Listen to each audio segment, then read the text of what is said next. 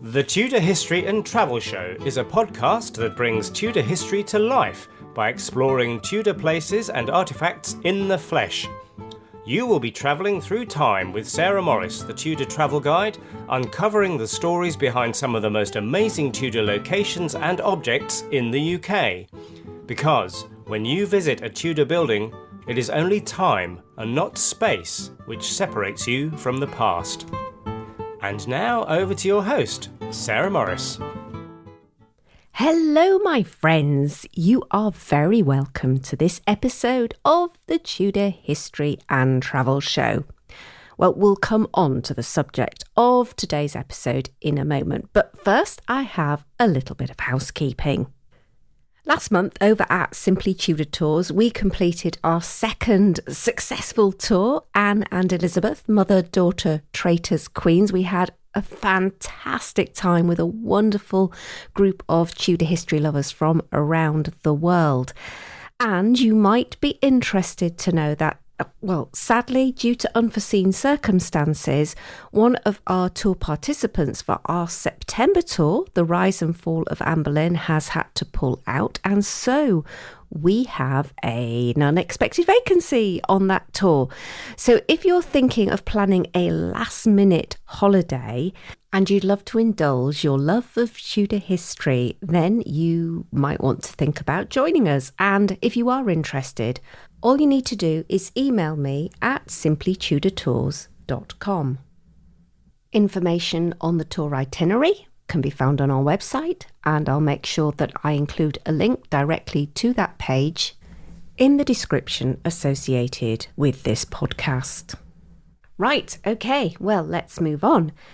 The focus of this episode is, of course, on the wonderful Hatfield House, both the old Palace of Hatfield and also, to a degree, some of the treasures associated with Elizabeth I that are held within the later Jacobean mansion.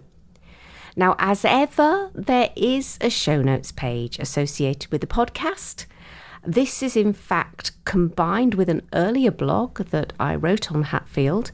I refer to Hatfield often as the cradle of the Elizabethan age because that is where Elizabeth grew up, spent much of her time, and was one of her favoured properties. And of course it was at Hatfield that Elizabeth found out that she had finally acceded to the throne of England on the death of her half-sister Mary. We'll be hearing all about the history of the old palace and the later Jacobean mansion built by one of the Cecils, so of course associated with Elizabeth I. And our expert guide today is Georgina Shaw, who is the perfect guide to be taking us around and uncovering the delights of the history of this incredible and historic building, which is so important to Tudor lovers around the world. Check out the show notes page for some additional images which we captured on tour.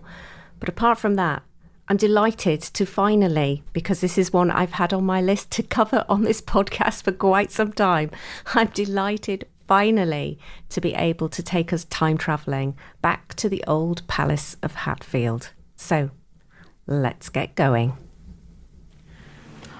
Welcome, my friends, to this month's episode of our Travels in Time. Oh my goodness, do you join me on the most glorious sunny day? There's just beautiful blue sky stretching above my head, and I am delighted to be visiting a place, actually, I don't think I've been here in nearly a decade, and I'm already impressed by what I'm seeing, and I can't wait to share it with you.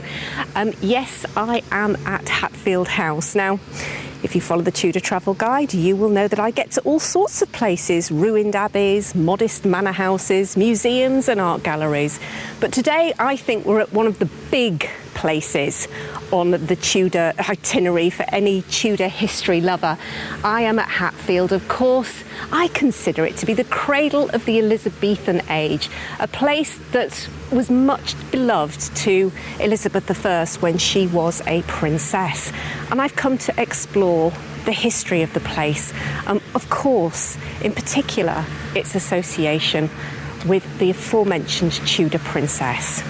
Now, as ever, we have a guide to help us, and I am absolutely delighted to introduce Georgina Shaw. Hi, Georgina. Hello, Sarah. Thanks for having me. Oh, we're in for a cracker today, my friends, because Georgina is just so full of stories and enthusiasm for Hatfield.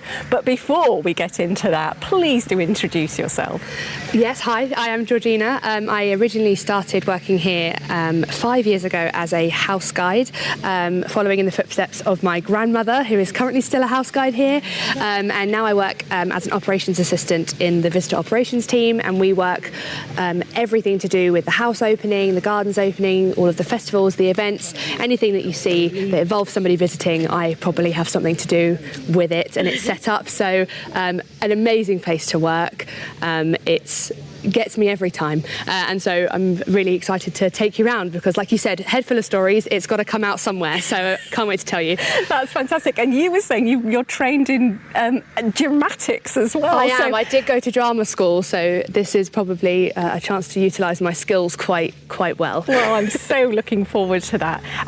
There are people around, there are things going on around here today, yes. So you may well hear voices, noises of the estate running and things going on in the adjacent village, but as ever, our wonderful soundman Chris will do his best to make sure you get the best possible audio experience I've today. heard good things.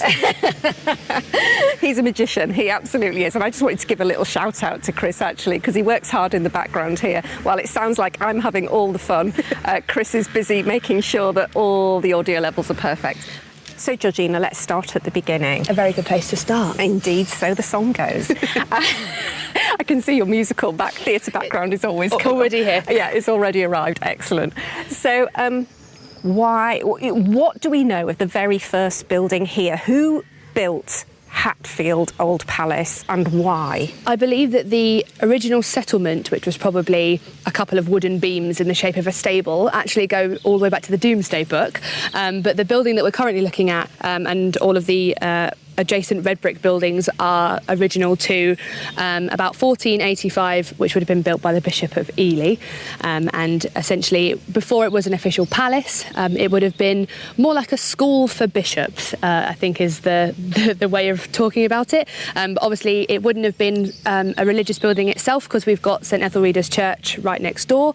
So not a religious building in its own entirety, but again, housed some very important religious people, including the Bishop of Ely himself. So that was John Morton who built it all the way back yeah, then. And it's interesting, 1485, that's a year to contend with in the Tudor history calendar. Of course, there was, as they were fighting it out in Bosworth, Hatfield Palace was being raised up by John Morton, a really important character in the whole story of Henry VII. Some people might think, Bishop of Ely? Ely's nowhere near Hatfield. What on earth is he doing building a palace here? Mm-hmm. Why? I don't know fully the reason, but I do know that a lot of this is going to happen quite often in this podcast, in which names and places don't match up with each other. For example, I think a Salisbury is going to crop up at some point, and we're nowhere near Salisbury either. So I'm assuming it's probably something to do with a vacant title that they just get given, but I'm not 100% on the origins of that. Okay, you might know more than me. Well, I'm wondering whether it's got something to do with the Great North Road, which of course runs right past Hatfield. Because in the medieval period, bishops and archbishops served at courts and in Parliament, and they needed to come and go from London from their bishopric. So I'm thinking Buckingham Palace as well, I think was owned by the bishops of Lincoln, and they had these staging houses. Absolutely. along the main route from London to where they were. So I'm wondering whether this was a nice, convenient spot, not too far away from London, but in some nice fresh air and quite close to the main road, perhaps. Absolutely. And obviously where we are right now on 4th Street is the original Great North Road. So this would have travelled directly from the front of the palace all the way straight in one nice long line to London. I didn't realise exactly right here. Oh, that's fantastic. So let's give a little description of actually where we're standing, as in on 4 streets, because I think most people now probably encounter Hatfield as the new town.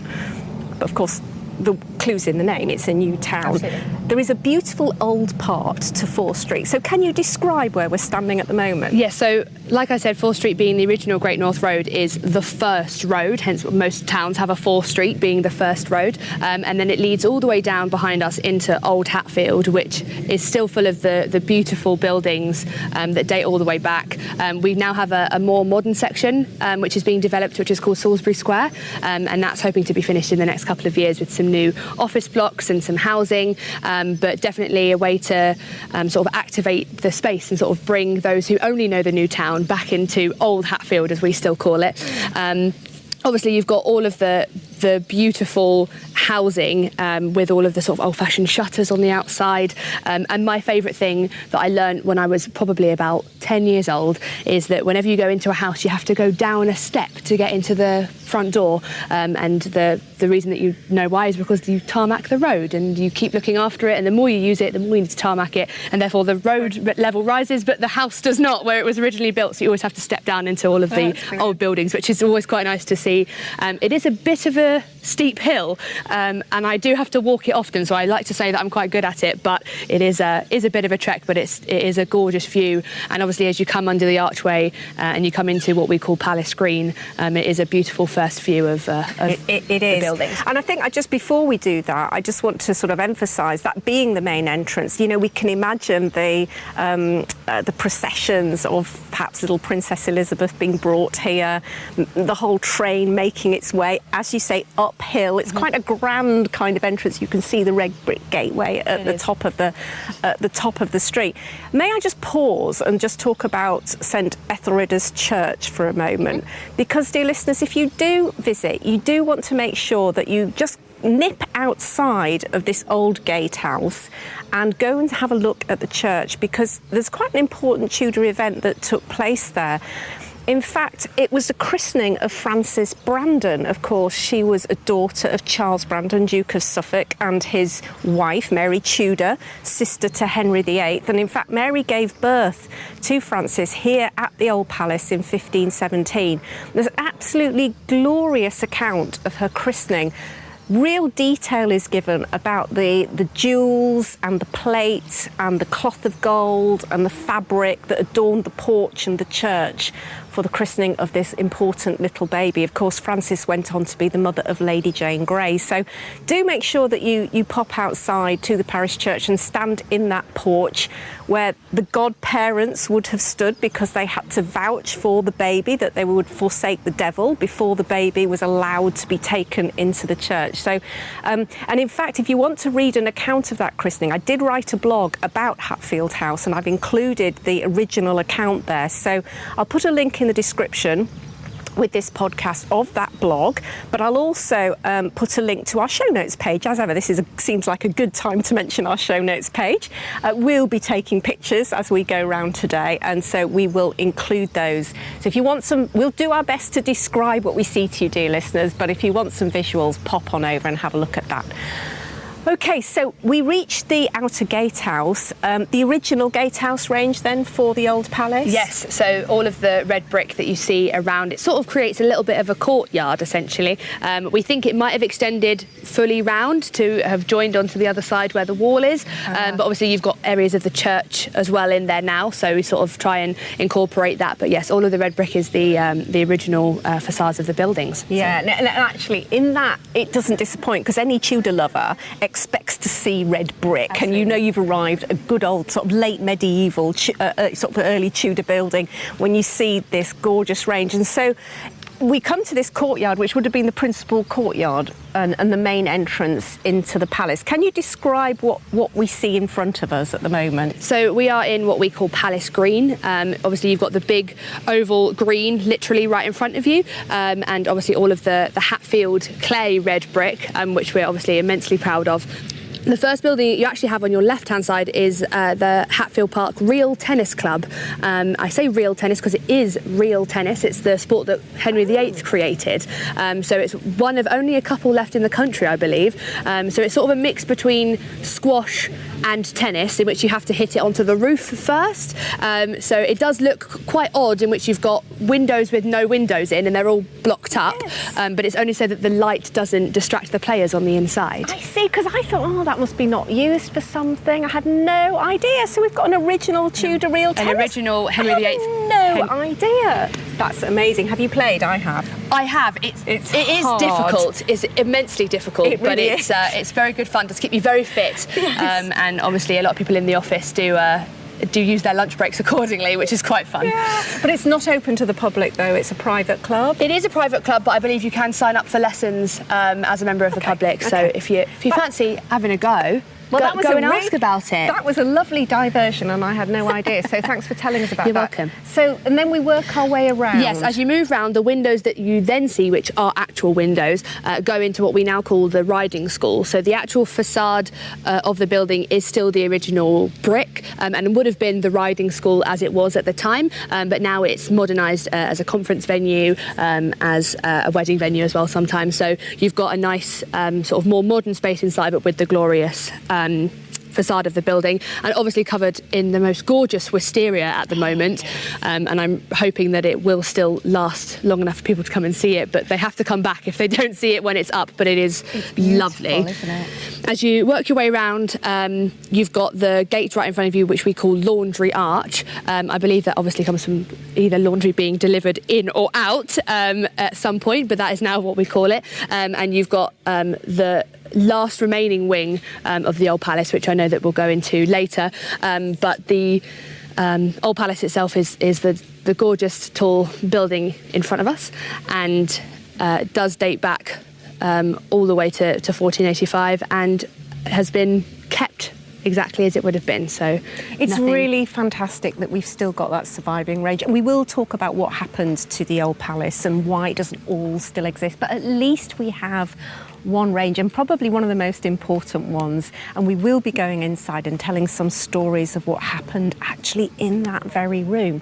But speaking of stories, I would want to kind of go back now and talk about the association with Elizabeth and her first encounter with Hatfield. When did she first come here? She would have come here as a baby. She would have been brought here not long after she was born, and it essentially, when it was taken over by Henry VIII, eventually it was a nursery, and it would have been brought, the children would have been brought up here. So Mary, Elizabeth and Edward all spent at least some time here. Mary probably the least, became a bit of an angsty teenager and wanted her own estate, and obviously moved away. But Elizabeth and Edward spent quite a lot of their time here from a very young age, and would have been looked after in a sort of governess standard at some point. And actually, we should just say that, we started off telling the story that this belonged to the bishops of Ely, but Henry VIII, like Henry VIII tended to do, got his claws into the palace. He became quite a regular visitor, I think, from sort of around the mid-15 teens, I think, but didn't actually take formal control, I think, till around 1538. But he started to use it, didn't it, as it was his own palace? Absolutely. So obviously, like I said before, it's not a religious building. So even during the Reformation of the monasteries, it wasn't a monastery to take over, but it was owned by religious people. And I think, as we know, Henry VIII thought that's good enough for me, and he took it over anyway. But he did use it almost like a summer home for a period of time, especially before all of the children came. But it was definitely a summer house to begin with, and he enjoyed using the estate, definitely hunted and rode quite a lot while he was here, and then thought, this is quite a nice building, I'd like to keep it and use it for something, and then the children sort of came here after that. Because there's still a park associated. Still a park. So that would have been a hunting park. Absolutely. Beautiful, away from the press of the city and the filth and the dirt. As you say, great place to come away to during the summer months and just enjoy yourself. I'd like a summer estate like this. It would be amazing. I think in total, just in Hatfield Park itself, there's about over 800 acres. Only 400 acres of it is accessible because quite a lot of it is conservation areas, so they're completely shut off, and we just let them do their own thing, and the habitat can grow and the wildlife can sort of use it as it would like to use it. 400 acres of it is left. We obviously use quite a lot of it for the public to access. We have festivals and events and things on our showground and our event field, and then obviously you have areas of the private side and the private drive and the deer park as well, which is on the other side, which we'll definitely see later. Right. So there's still pretty much all of the park is left, and obviously some areas not all available, but it's being looked after in the best way. Intact, and I bet some of the deer that still roam there are ancestors of the deer. They must be, and we have quite a lot of farms as well. So obviously on the other side, because it stretches right over to the sort of the A414 on the other side of the park, we have farmers and tenants and other people who use the land immensely well, and they're looking after it as it would have been at the time, and making it agriable and the way that it should be at the time. Absolutely. So it's really still thriving, which is great. It's really good to hear. Back to Elizabeth coming here. She was here as just a small child, a toddler, and of course, can we talk a little bit about Mary and Mary coming here and what? Because there is a couple of one at least very famous events surrounding Mary and Anne, and maybe you can tell us the story around that. From what I know, Mary being significantly older than Elizabeth, I believe she was meant to look after her while she was here and be the nanny and the older sister and the governess all in one. And I can imagine, and I've been told she wasn't particularly happy about it. So once she was here, I think it was a bit of a sad moment for her to be sort of taken over by a younger princess with her mother now queen instead of obviously Catherine of Aragon, and there was definitely some disdain involved in that relationship. Oh, absolutely. She wasn't.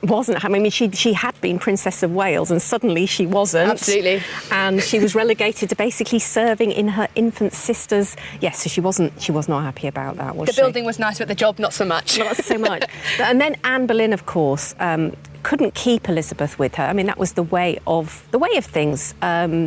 It was right and appropriate that Elizabeth, as Princess of Wales, set up her own household, and this was really her first household, although she moved around like all the royals did. But Anne, of course, was devoted to her daughter and came to see her. And there was a bit of a sticky moment, I think, between, shall we call it that. As you've just said, Georgina, Mary not happy at all. There was lots of drama. She was a teenager. She was extremely upset about what had happened to her mother and her displacement and the fact that she had to serve her infant sister. And she absolutely hated Anne Boleyn. This was the woman who turned her life upside down. I'm sure that's how she saw Anne Boleyn, and was not prepared to acknowledge Anne as queen. Nevertheless, Anne came here and really extended an olive branch to Mary and invited her to come and visit while Anne was in residence here, and that if she would do that and accept Anne as queen, then Anne would go to Henry and intercede and try and bring them back together. Because, of course, the reason Henry had sent her here was that she'd refused to accept that her mother had never been legally married to her father and that she was illegitimate. And so Henry obviously was incandescent that his daughter was going to sort of fight him on this and refuse to bend to his will. It was unthinkable at the time. So there we have the situation. He wasn't talking to Mary. And Anne said, if you come and acknowledge me, then I will build bridges with your father. And her reply was that she knew no other queen but her mother, but if Mistress Anne Boleyn would care to intercede with her father, then she would be extremely grateful. Well, you can imagine how well that went down with Anne, and the discord between them was just inflamed even more, and Anne was determined from that point to sort of bring her pride and her fiery Spanish pride to heel. So it didn't go very well. Not the best scenario for those two. No, and I think Mary ended up, she was so intransigent, and there was so refusing to bend to the will of her father. I think in the end she was forced to eat with the rest of the household in the great chamber. I believe so. That story I've heard. Which, of course, she would normally, if a lady of her rank and status, would be served upon in her own chambers. So what an indignity for her. So yes, I'm sure Mary didn't have great memories of being here. I think the fact that she decided to move quite quickly after coming here was obviously a sign as well. You've got the most gorgeous building that we're stood in front of, but to be given that role, being who you are, and having to look after your younger sister and lose your title in that way, I think I probably would have wanted to move out as soon as possible as well. Absolutely.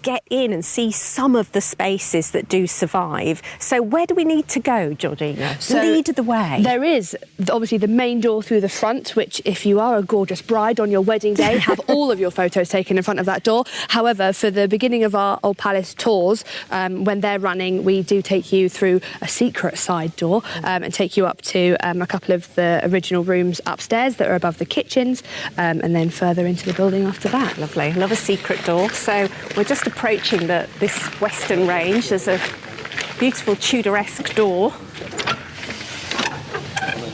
Thank you. You'll actually see as you enter, as we go up the stairs, there is an original layout plan of the Old Palace in Hatfield on the wall. There's also a copy of this in Hatfield House as well, which you can see, but it does show you the original layout of the building. So it did have 4 wings. It was a quadrangle, sort of like Hampton Court with the courtyard in the middle, and the last remaining wing is that we're currently stood in is on the left-hand side, going down, and obviously the 3 wings. We'll definitely discuss where they went later, but obviously it does give you the expanse of Hatfield at the time, and obviously there's even more of that.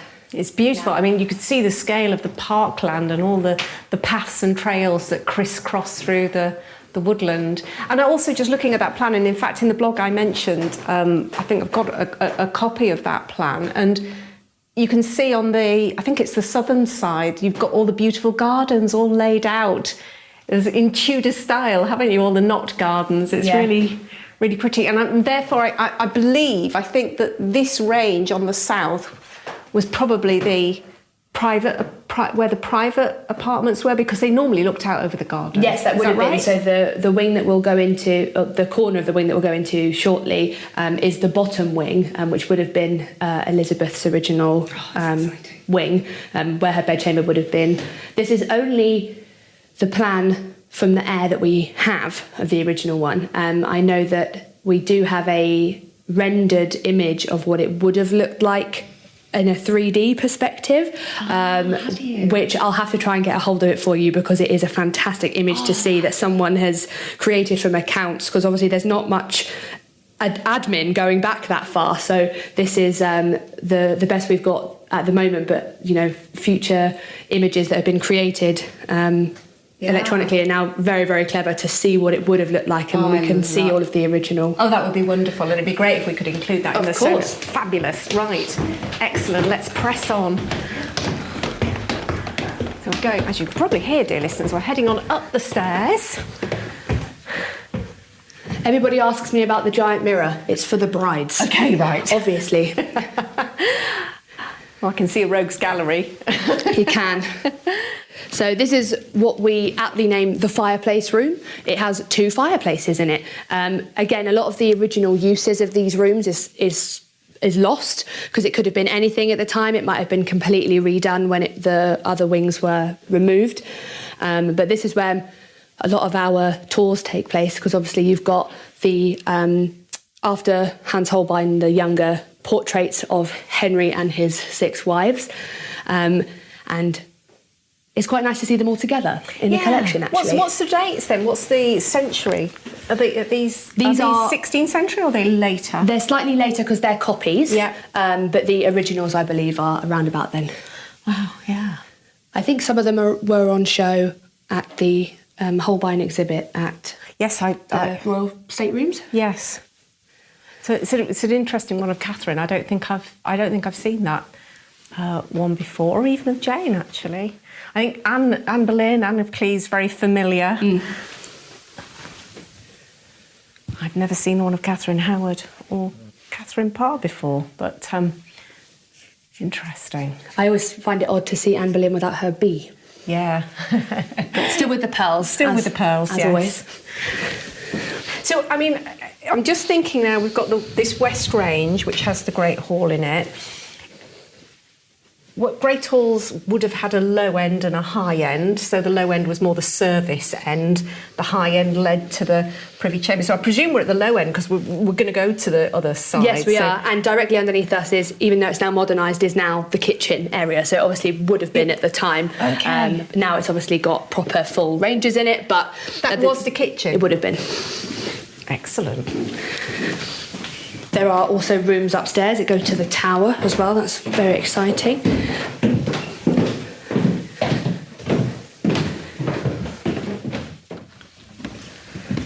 Oh, look at this. Look at this. Oh, so you've brought me... We're going to go back inside the hall in a minute. Yeah. We've come through the hall. We're going to talk about that in a minute in relation to some of the most important stories. But you've brought me out the porch, the main entrance that I suppose would have been out into the courtyard, the inner courtyard of the palace. Yes. So tell me about this space. This is now what we call the Knot Garden, as it K-N-O-T, Knot Garden. And you can sort of tell from its first glance, it's obviously perfectly square feel, which would have been where the other wings lined it around, like you said, creating a sort of courtyard. All of the flowers and hedges and things that are used by our gardeners in here mean that something is always in bloom at every point in the year. So even though they don't always bloom at the same time, there's always something lovely to see.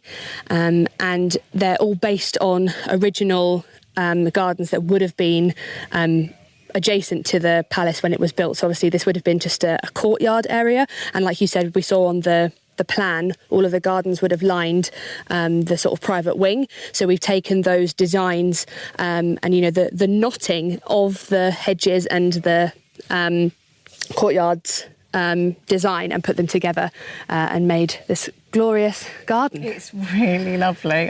We're basking in the sunshine here, aren't we?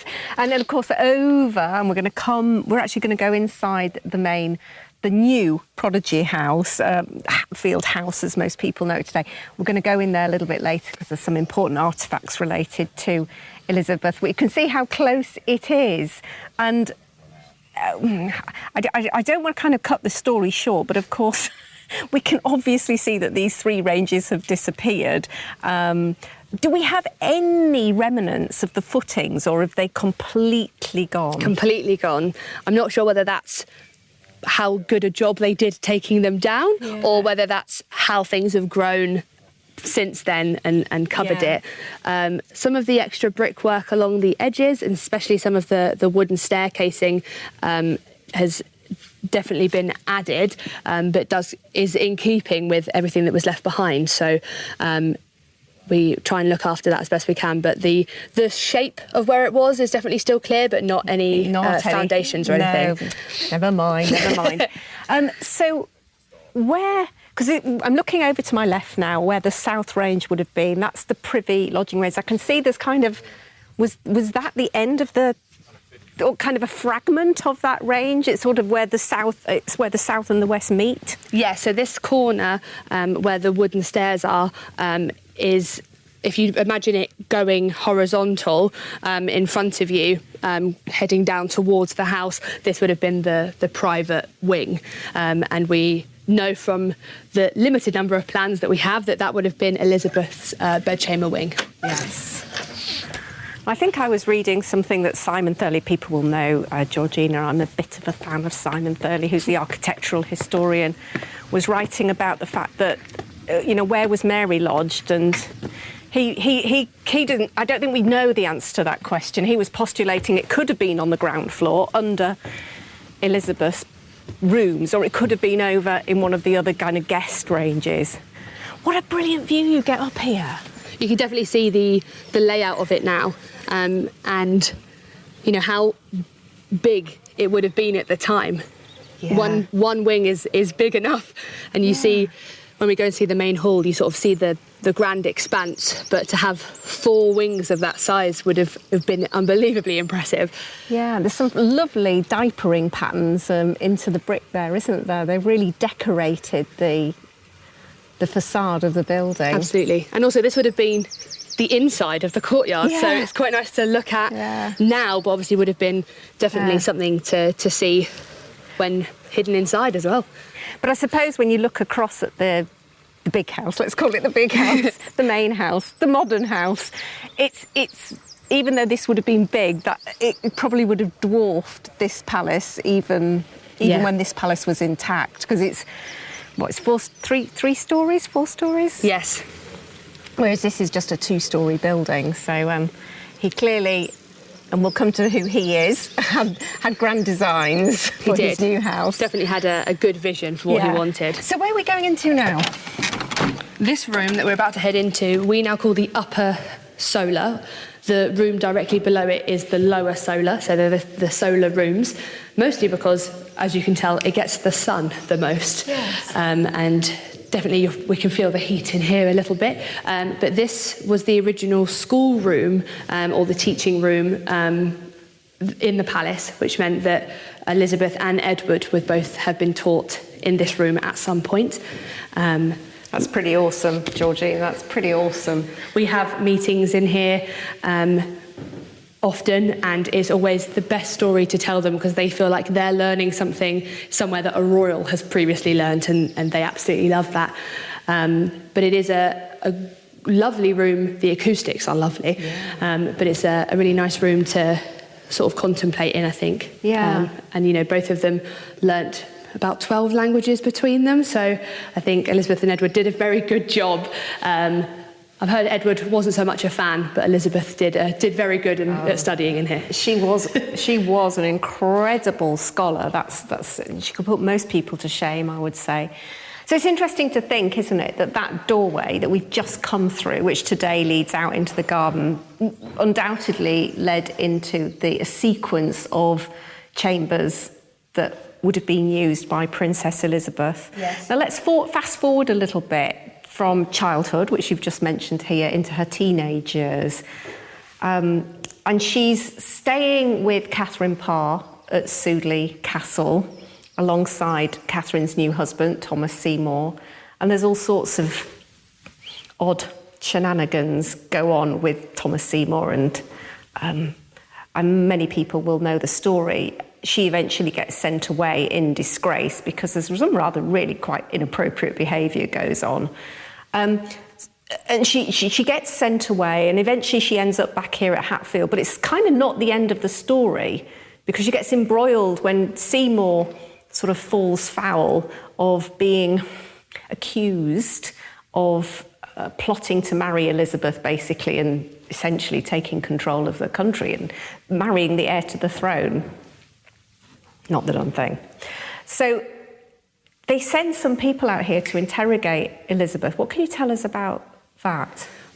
We're not exactly sure where it would have happened, but it could have happened anywhere in here, which you can imagine, especially if it was held up here. It's a very close room. It's not the biggest of spaces, and for one princess and a lot of interrogators, this could have been quite intense. Obviously, as we'll go into later, you've got the room downstairs, which is the lower solar, which is even smaller, and then you've also got the main banqueting hall, which then becomes, there's so much room. Are you then overwhelmed with noises and voices and shouting and pointing fingers? And obviously, we hope it didn't happen, but if it was in any of her private quarters, you're then, they're encroaching on your personal property and your private side and your bedchambers and your rooms, which I can imagine for Elizabeth wouldn't have been the nicest thing to have, especially when, from a lot of letters and things that she sent from here, Hatfield is her safe space, and she loved it here, and she always retreats here as her sort of haven. And to have all of those people turn up and accuse her and probably shout at her quite intensely would have been a really scary moment for her, I can imagine. Yeah, I'm really glad you brought that up, because that's what strikes me when I read about Elizabeth's time here, is her safe space. She really loves Hatfield. And here she is, she's 15, and she's placed under really intense interrogation about her involvement. Was there plotting going on? And her cofferer, Thomas Parry, and her governess, Blanche, were shipped off to London for interrogation. So she wouldn't have known what was going on with them, and she would have been deeply worried, I'm sure, for her beloved Blanche.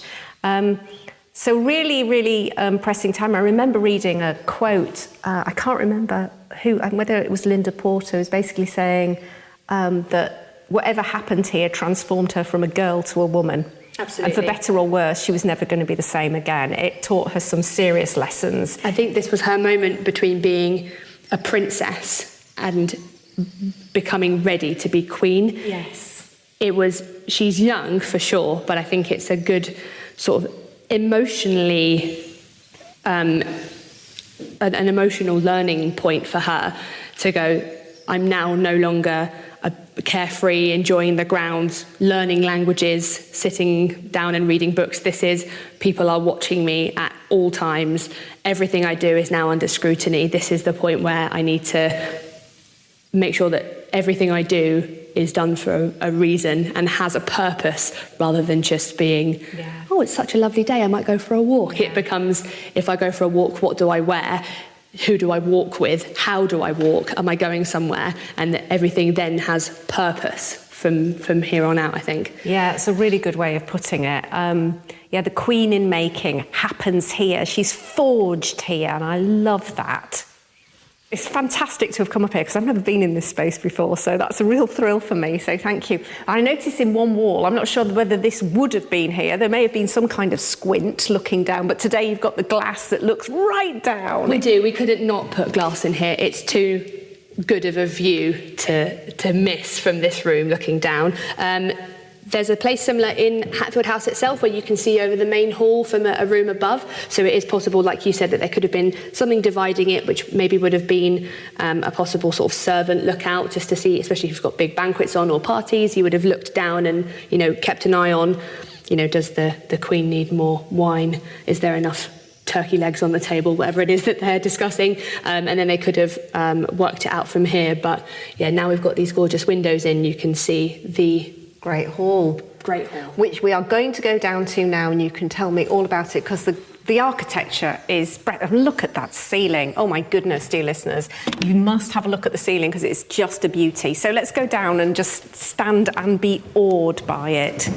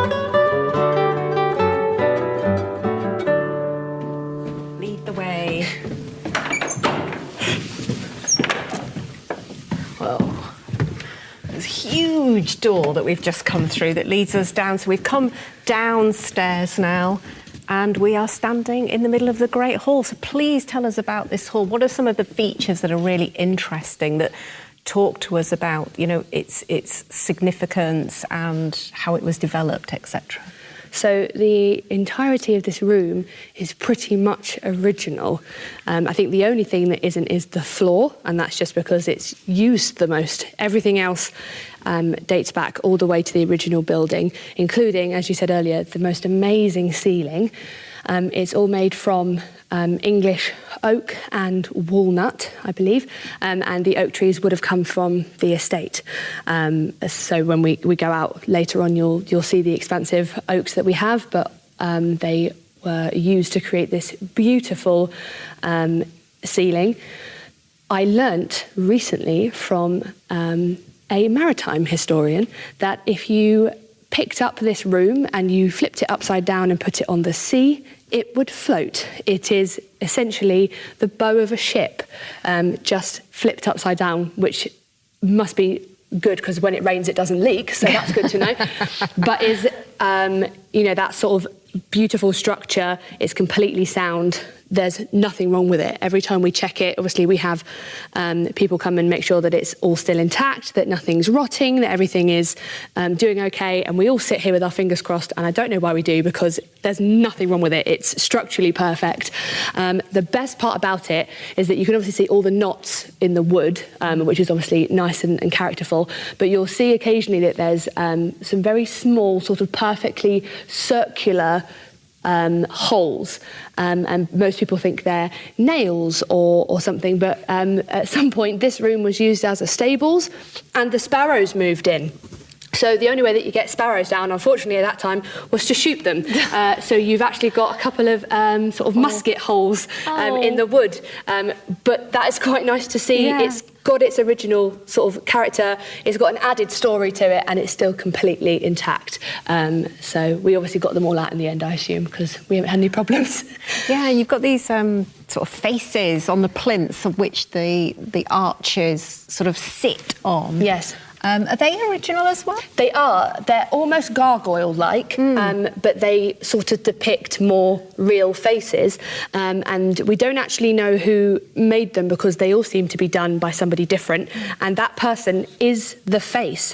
So the best way for a stonemason at the time to have sort of made their signature on what they created was to use their own face as a portrait. So pretty much every stone has been made by somebody different, and that person is who you're looking at, which is quite a nice touch.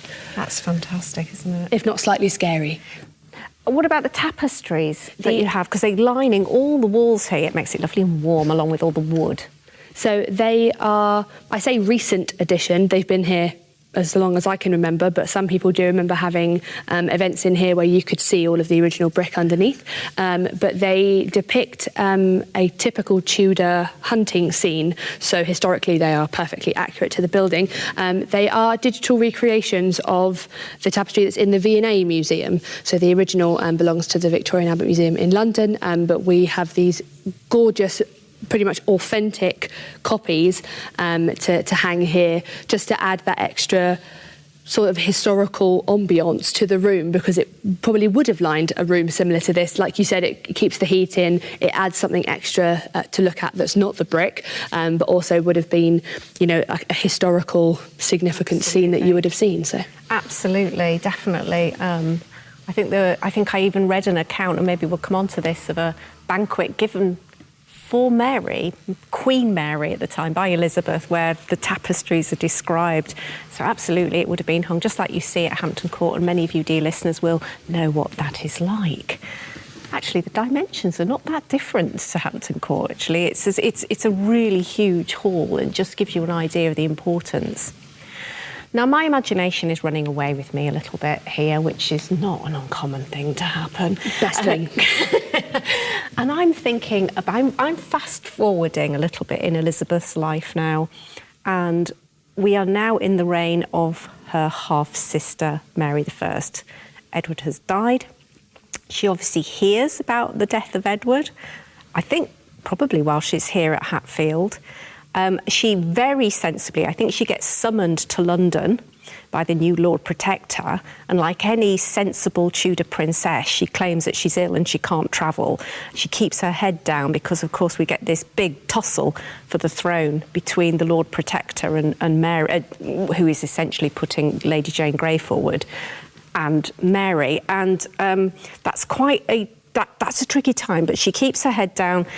She keeps out of trouble, and her half-sister Mary comes to the throne. But that's unfortunately not the end of her troubles. Apparently, Elizabeth claimed she was ill quite often whenever Mary summoned her. And if she wasn't currently at Hatfield, she would come to Hatfield and say that she never left. And like we said earlier, this was her safe space. And I think when you're summoned by your half-sister and you don't really fancy going, saying that you're ill and going to a lovely palace and hiding here is not the bad option. I think that she did quite well. Yeah. But yes, it would have been a very interesting time for her to have been sat here thinking about what would happen next. And, you know, I'm thinking about that time. Of course, it becomes even more dangerous. If she thought she had problems with the whole Thomas Seymour affair, it becomes even more dangerous when her half-sister gets onto the throne in 1553, because, of course, Mary is Catholic and she tries to turn England back to Catholicism.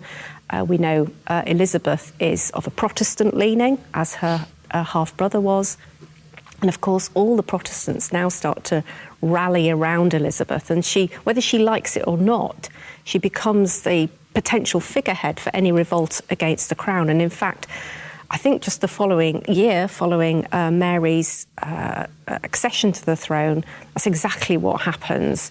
And Elizabeth gets arrested here, I would imagine. I'm sure it must have been here. It must have been here. I think Mary knew as well that Elizabeth was popular with the masses, especially you've had the whole Lady Jane Grey debacle, who obviously was carrying on that Protestant line anyway, and suddenly, you know, all of the Protestant supporters don't have anywhere to go, and they turn to Elizabeth knowing that her significance is where they should be, and Mary knows that, and I think it definitely scared her a bit, knowing that if all of these people are supporting someone who's actually not on the throne, this could be a bit of a scary moment for her, and, you know, arresting Elizabeth was the image that she needed, and I think was a sort of display of, if I can do it to my sister, I can do anything, which is definitely a very good symbol to have shown people to scare them.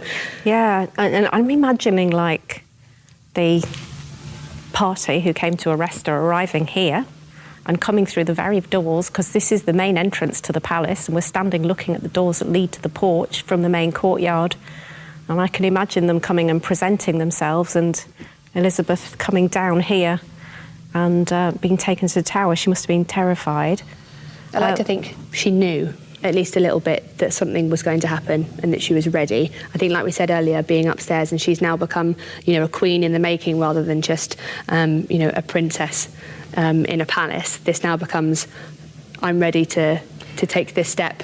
I definitely terrified. It would have been, you know, a really scary moment, but having that knowledge of what's previously happened, like we said, it would be quite nice for her to be sort of ready and prepared to face whatever's going to come next, because I think she would have been definitely up for a fight, I think. Yeah, well, we've just said she had some trial runs of what it was going to be like, but nevertheless, going to the tower where her mother died must have been absolutely terrifying. But as we all know, Elizabeth navigated the intense interrogation she was put under. She did spend a period of time in the tower before finally being released and going into house arrest, initially at Woodstock for a year or so. And actually, I've also, dear listeners, written a blog about Elizabeth's time at Woodstock. If you wanted to check that out, I'll also include the link in the description. But as soon as she can, back to your point, Georgina, she's back to her safe haven. And by now, actually, she owns Hatfield, doesn't she? We've kind of glossed over that. How did that happen? She was gifted it, I believe. I can't remember exactly who by, but it sort of got handed down between lords and earls and other sort of nobility. And I think at one point it was going to be completely destroyed or taken down or sort of refurbished, as it would have been in those days. And Elizabeth asked for it because this was her childhood home, this was her safe space and her refuge from everything that was going on in the family and in the country. And eventually it was gifted to her. I think it was actually her brother, because it was still... It was her brother. Yeah, Edward. And I think being given it in her own right then meant this wasn't just somewhere she could go to be safe and enjoy herself. It was her specific place to go, and that she had therefore more control over it, but also I feel like you can put your heart into it more when it's yours, like buying your first house. You know, as soon as you put your key in the door, that's yours now. And I think she definitely probably felt like that at this point, especially if you're coming under house arrest. You're going, just leave me in my own house. I won't cause you any hassle. I won't give you any problems. Just let me stay at home and I'll keep out of your way. And I think that was a very smart political move. I think it was. And in fact, despite all the troubles between the half-sisters, Mary, she did develop some level of trust with Elizabeth. And in fact, Mary came and visited her, I think, just the year before she died. She came here to Hatfield. Do you have any records of that visit? Not as far as we're aware, which is a shame, because there must be so many stories of people visiting, and you've got portraits on the wall that are gifted from people who come and say hi for a couple of nights, and they gift you a portrait of themselves. It's like taking a selfie and putting it on your friend's fridge when you go around for dinner.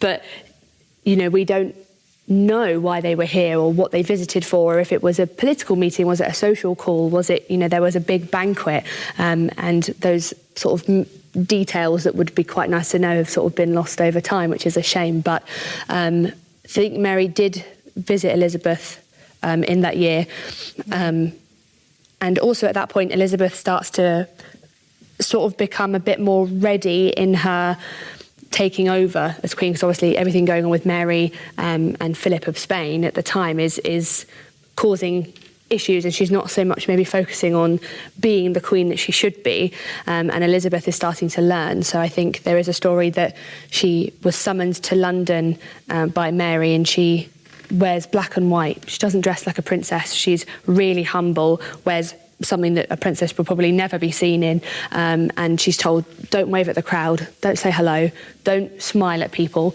You're not here to entertain, you're not here to be that figurehead of the Protestant faith. You're here to go and see your sister. You focus on nothing else.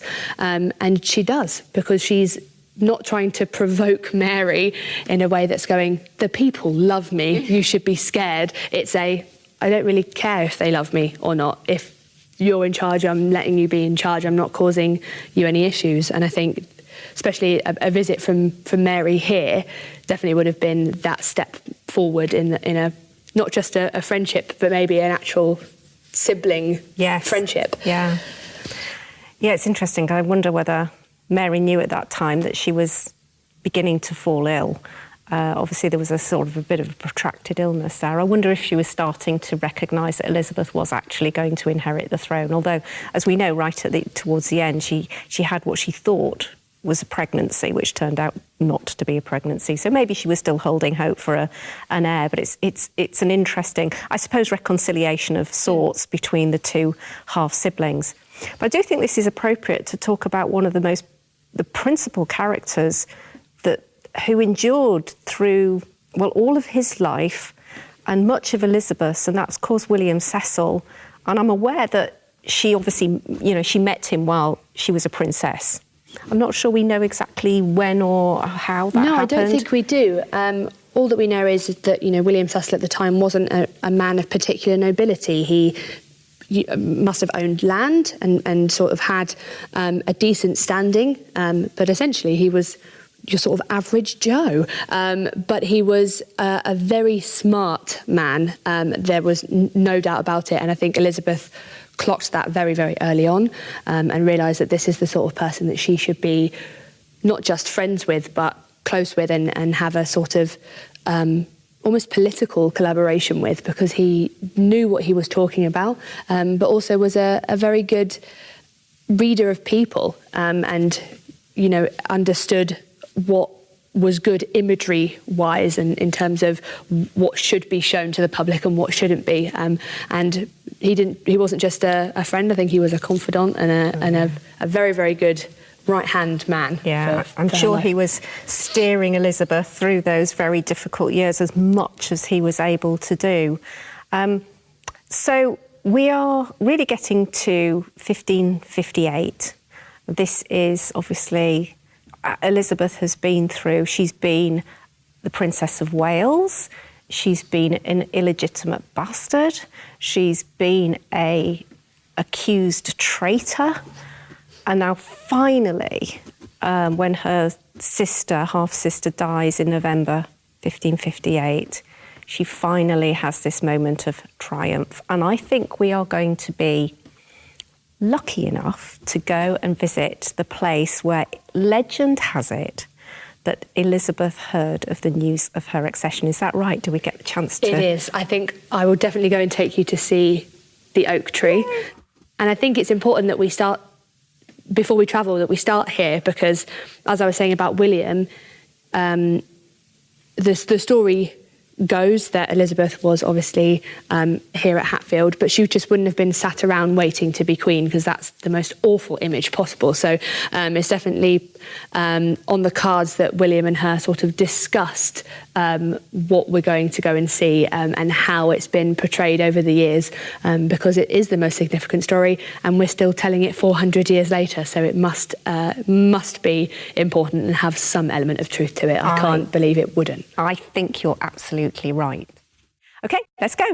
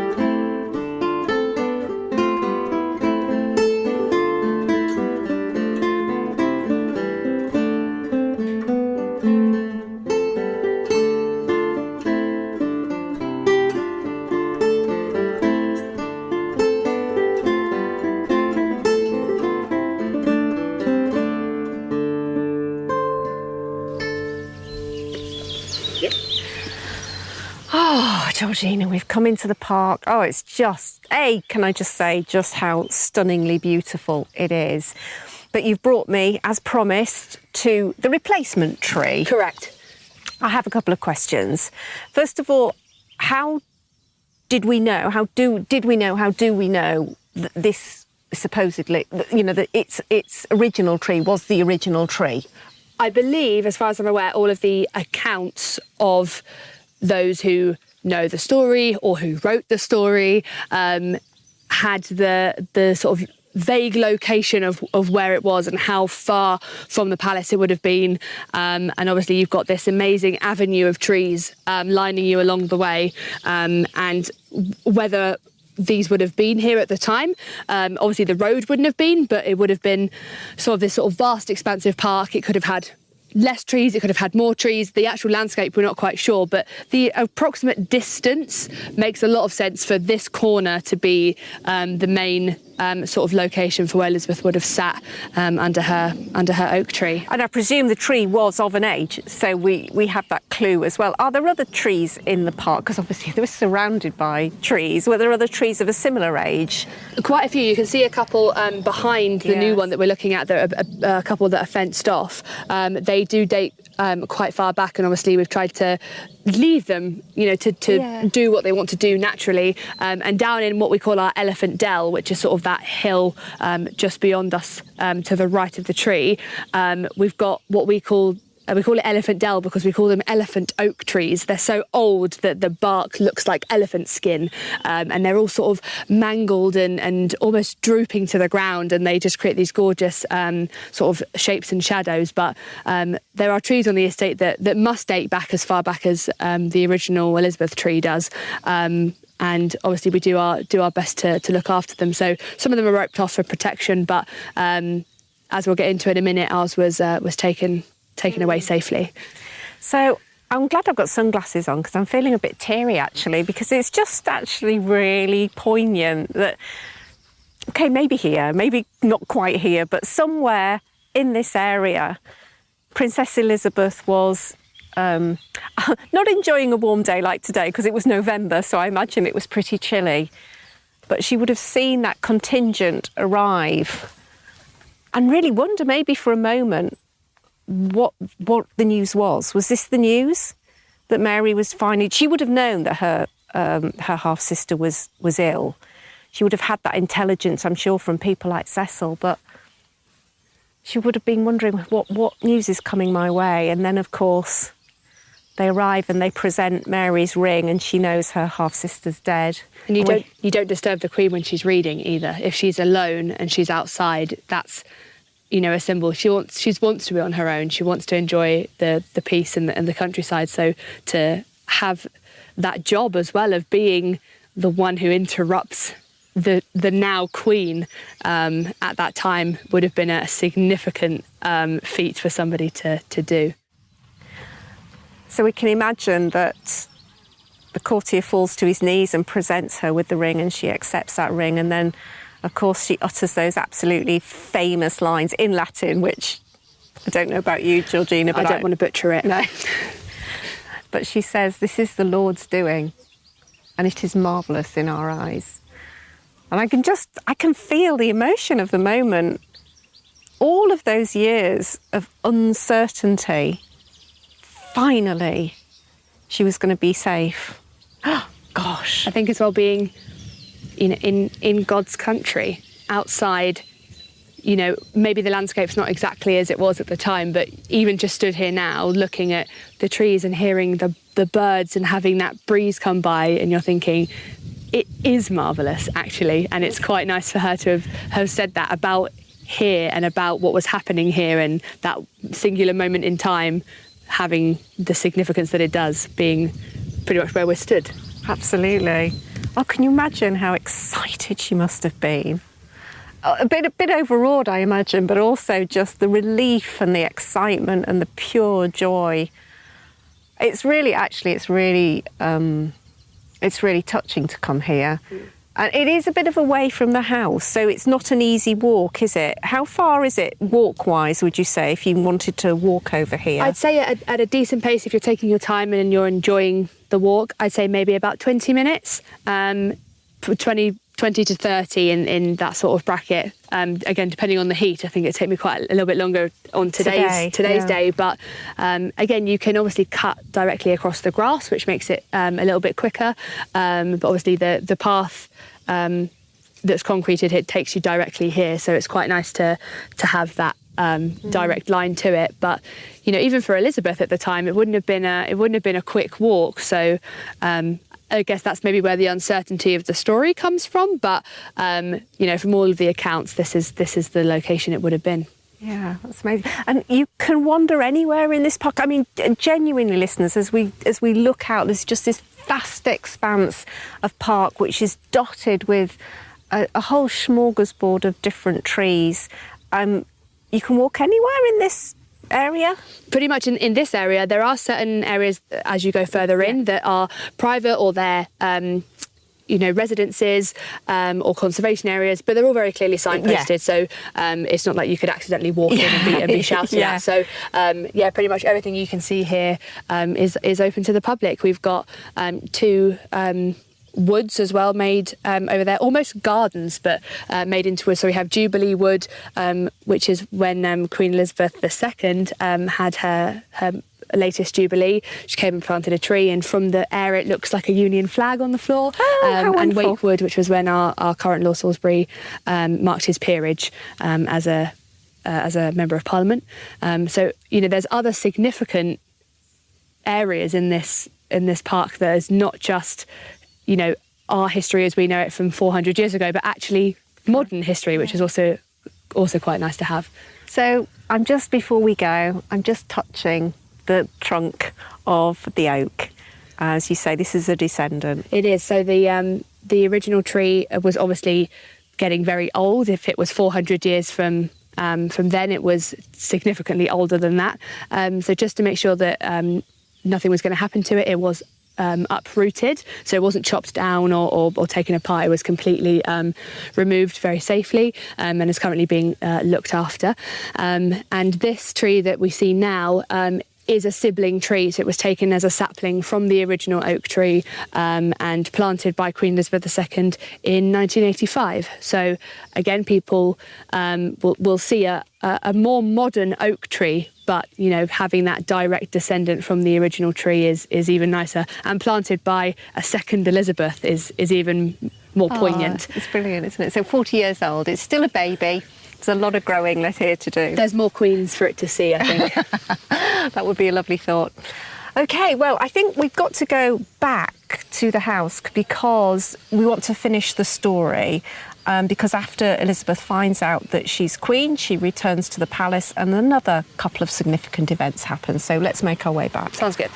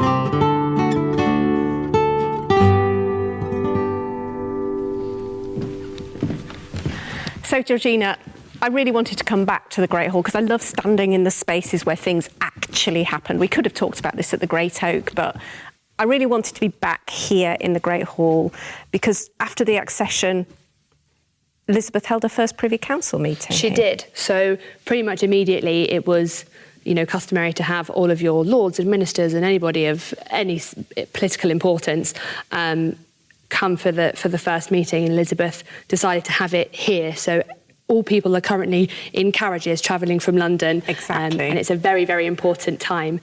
Elizabeth, obviously finding out she's queen here, stays here, and she's with William Cecil. Everybody's on the way, and obviously this hall would have been filled with all of those people. As we look towards the end of the Old Palace Great Hall, there's the lower solar room, and the story goes that her and William Cecil disappear into that room, door shut. Nobody knows what happened behind there. We don't know the conversation. Nobody was privy to that information, but they planned the future of England in there together. And when she comes out, however many hours later, through the night they're speaking, she comes out, this room is filled with men, definitely men. Obviously, at the time, they've had a relatively scary queen who's just died. Lots of people were killed. So I think they're all a little bit on edge that this, they're about to have another queen. Is it going to go as well as we think it will? And Elizabeth, being the smart woman that she is, knows full well that this is going to be a bit of a rocky situation. And she stands at that end of the hall and she turns to everybody in the room and says, I have discussed with William my plans for England. Listen to everything he says. and then sits in silence and just watches them for the next couple of hours while William essentially delivers the entire plan. I like to think it's the biggest feminist move of all time, that she's gone, you're not going to listen to a word I say if I tell you, so if I get a man to tell you, you might actually pay attention.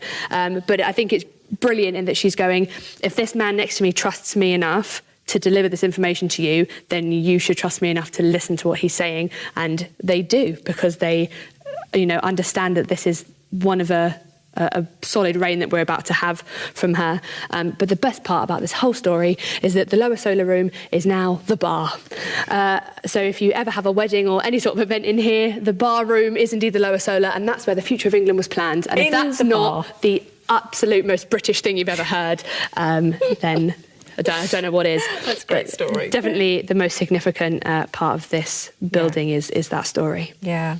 So, it's at this point that William is created her First Minister, her principal private secretary, and it's a job that he would give himself to 100% for the rest of his life. I think he only retired from court literally a matter of 2 or 3 weeks before he died, if I remember rightly. He was fully committed to that role. Absolutely was.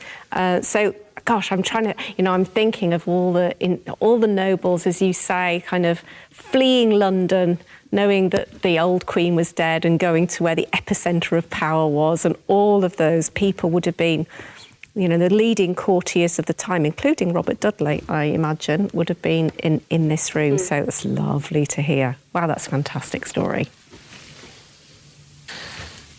Well, I think we've covered some of the most important spaces. I know most visitors perhaps coming here today will be focusing on the place we're about to go to, which is the Prodigy House, built by Robert Cecil. And in fact, we should, when we get over there, we'll talk about what happened to the old palace here and why the new house has been built over there. But I know you've got some fantastic artefacts associated with Elizabeth. We do. Have to go and see those. And of course, the most important portrait of all. Of course. And that's what we're going to look at next. And I know you've got some great stories to tell about it. Excellent.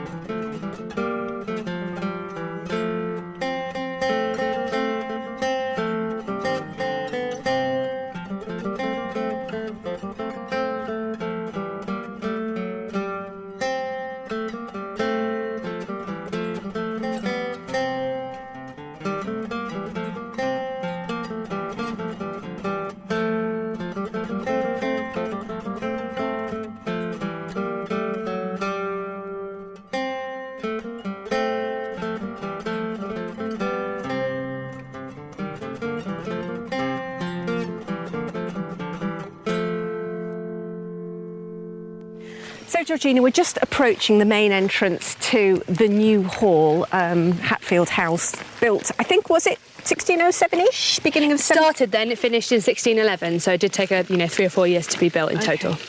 And kind of the story of the presence of this house is intimately connected to the loss of the old palace. Can you tell us all about that transition period? Yes, so directly related to those 3 wings that we were talking about earlier.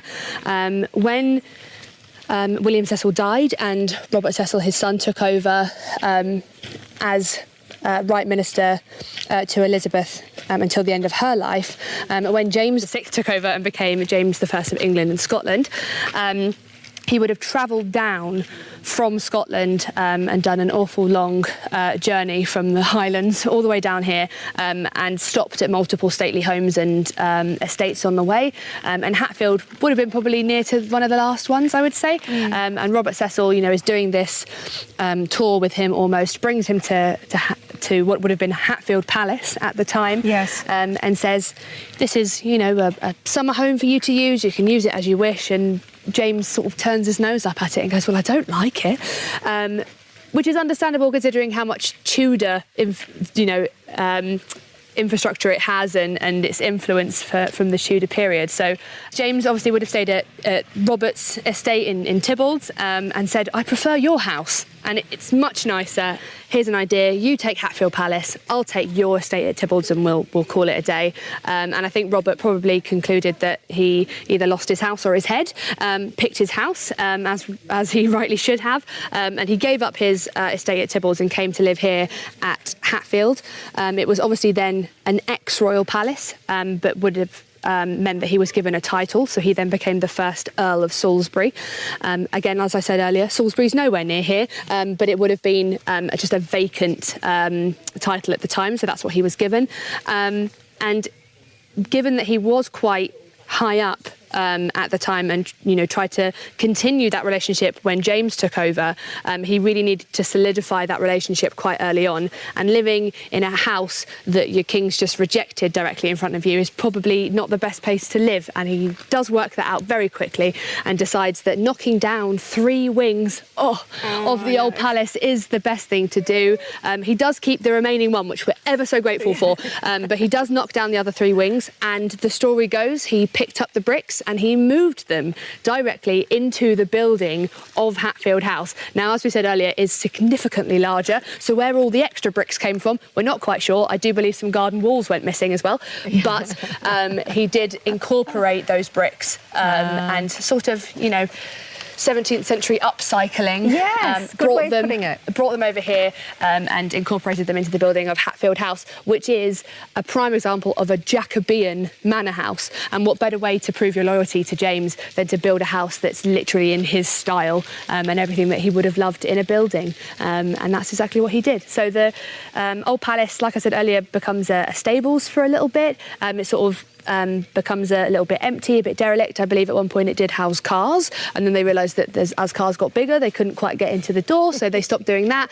And now, obviously, it's used as a venue. But Hatfield House is, to this day, still the home of the direct descendants of the Cecils, now the Gascoigne Cecils, and we now have, I think, the 14th generation of his family, and Robert Gascoigne Cecil, the 7th Marquess of Salisbury, and his Marchioness still live in the house today. Oh, I love that. I love the fact that it's that the history has survived and we've got that continuity. And I didn't know, actually, that the bricks, but it makes obvious sense because they were always recycling. Why would you get rid of bricks? But it makes a lot of sense now that part of the old palace, maybe all of the old palace, survives, just in a different form. Absolutely.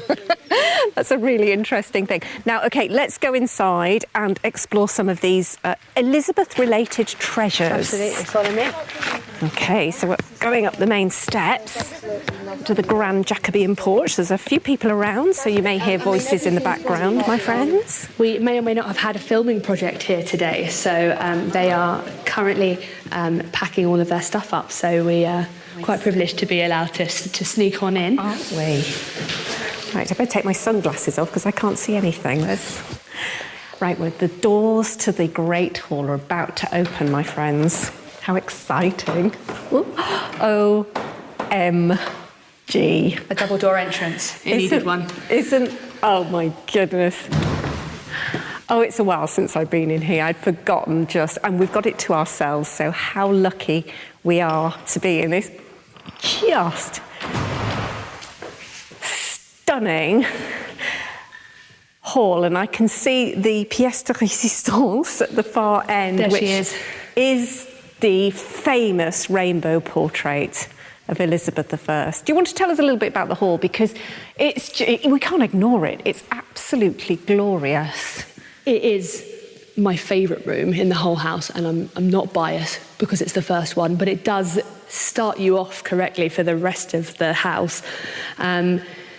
The aptly named the Marble Hall because of the checkerboard marble floor, which also continues into the armoury. Again, quite famous in some movies. If you've seen, keep an eye out for the floor. That's how you always know it's Hatfield. But all of the woodwork is oak from the estate. Some of the most gorgeous Jacobean designs that go throughout the house. The ceiling was decorated by an Italian artist in the 18th century, but originally would have been completely white, as with Jacobean design. And there were busts of Caesar in the squares on the ceiling, but obviously now they've been made into much more decorative scenes.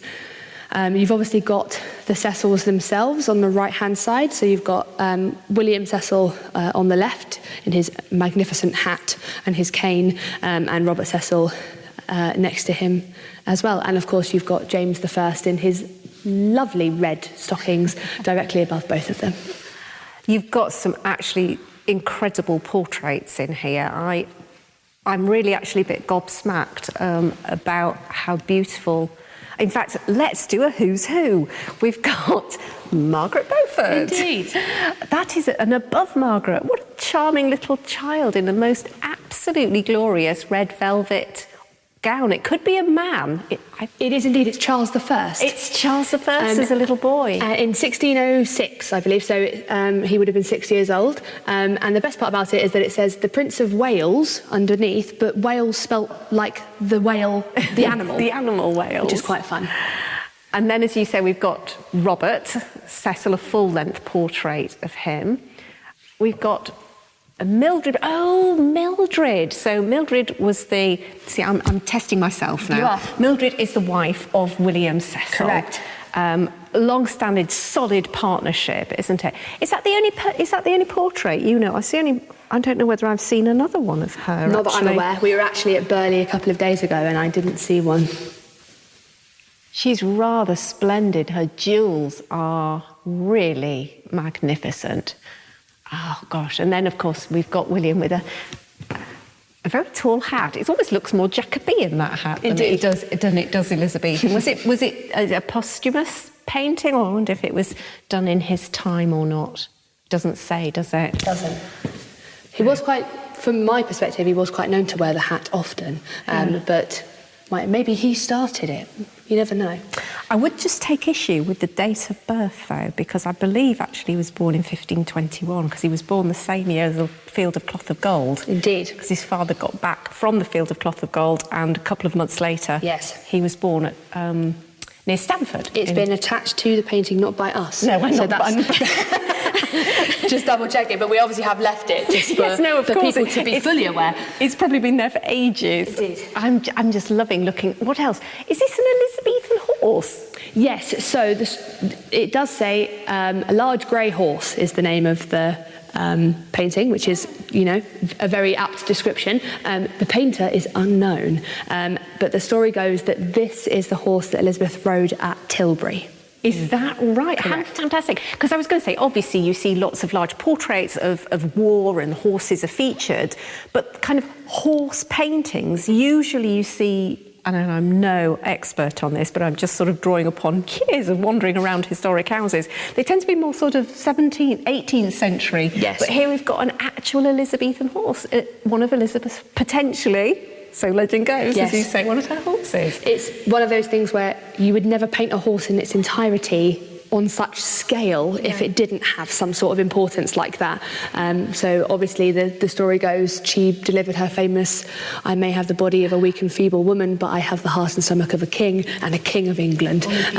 On that beautiful horse. I want to say Spectre, but don't quote me on that. No, at 1594. Indeed. And then to the left, rather interestingly, we've got the full-length, very iconic portrait of Mary, Queen of Scots. We do. Which was, I think, painted posthumously. I think, you tell me if you know differently, but I think that particular vision of her as like the Catholic martyr was painted after her death. But you were telling me an interesting story. Yeah, so the fun fact about this painting is that originally it hung pride of place in the Marble Hall at the end where the rainbow portrait now is, which people find unbelievably strange, quite rightly. However, going back all of that time, being a Jacobean house, Elizabeth is no longer alive, and James probably wanting to visit this house quite often to see Robert Cecil, it would have been a very, very good move to have the mother of your king hung pride of place in the Grand Hall. So therefore, that's where she was. She's now obviously been moved. She's the only painting in here covered with glass, just because of how long it would have been pride of place here.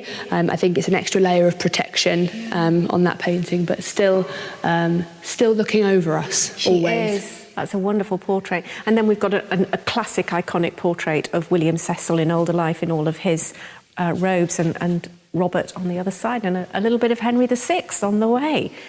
But let's turn our attention to this it's almost like I've seen this portrait a few times in different places, but it's almost like it's 3D. It's almost like it's coming out at you. It does so feel like vivid. that. The background is so well hidden. You can tell she is somewhere, but it's not really specified where she is. There's a sort of archway that could have been anywhere really, but it's quite nice that the background of this portrait isn't what's important, it's her. And like you said, she sort of almost feels like she's coming through the painting at you.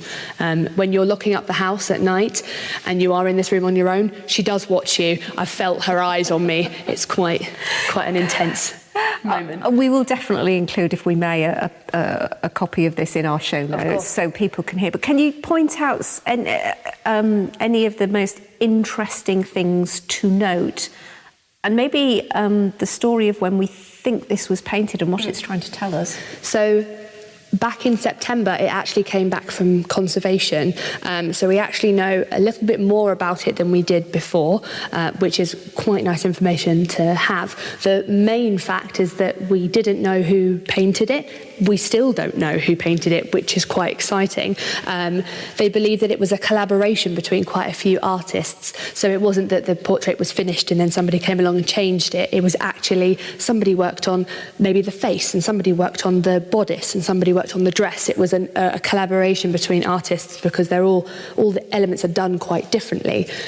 The main point of this painting we originally thought was to be propaganda, that it is full of imagery and symbolism, but we thought it was maybe during her reign, but now we know that it was actually more likely finished posthumously. So it was more of a tribute to what a brilliant queen she was, and everything that she did in her time. So the main imagery and the first thing that jumps out at you is the gold cape filled with eyes and ears, which the children are like, what is that? They find it so funny. But obviously, being commissioned by Robert Cecil, this is an obvious tribute to, she can see and hear everything that's going on in her kingdom at all times. She has an immense spy network, and it's important that people know that she might not be present, but she knows everything that you're doing and she can hear everything you're talking about. So I'd say some good things about the Queen if I were you.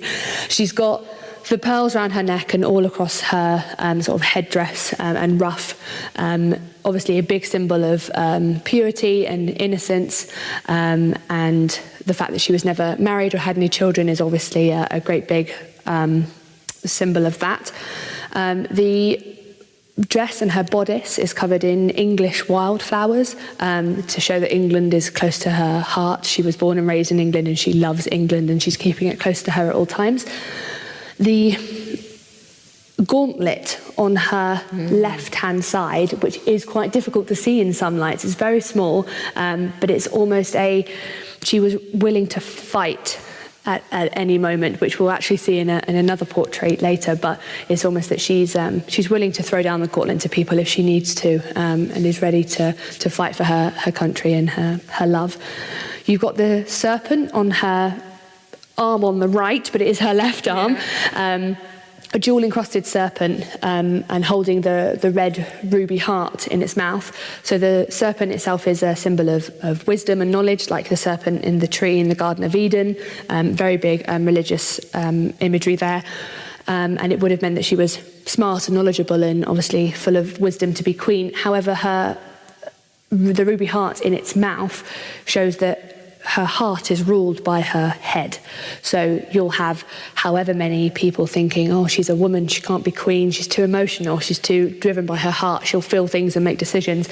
And she's in this portrait saying, yes, but I am knowledgeable enough that my heart is ruled by my wisdom and I make decisions based on both of them in collaboration together, which is obviously lovely.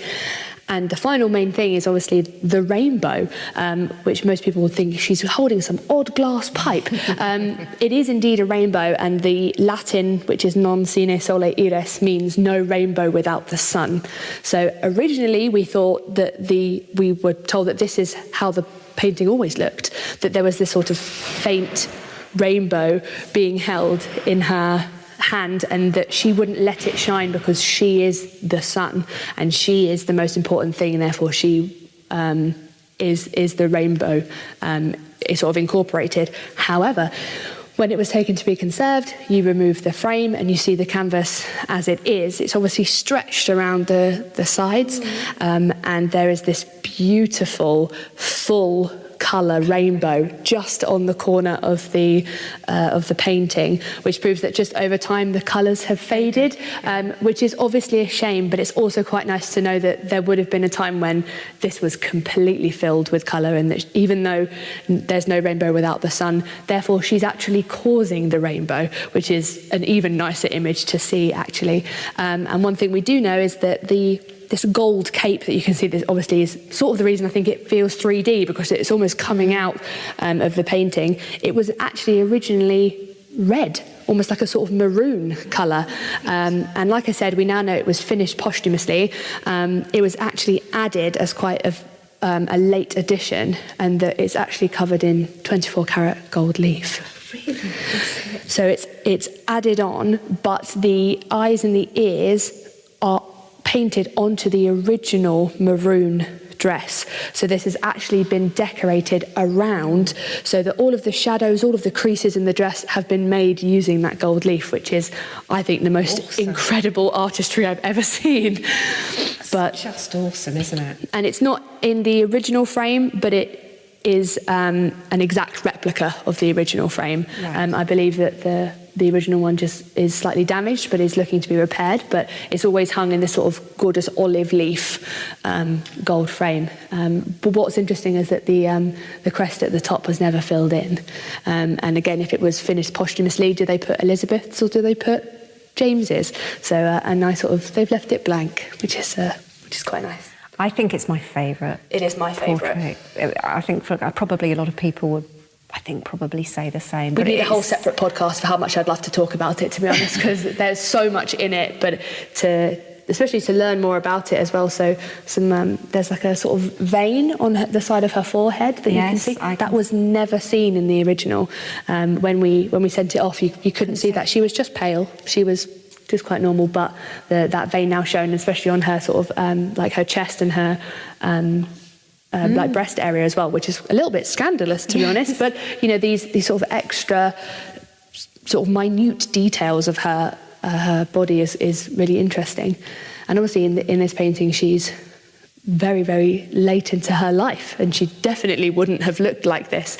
Yeah. So to paint her in this glorious way at the late 60 age is quite a good tribute to her. It's really stunning. I love her hair. I just love the ringlets as they fall down over her breast. I think it's just wonderful. What a portrait. But you've not just got this one, have you? You've got another. We do indeed. We have one more upstairs. Oh, let's go.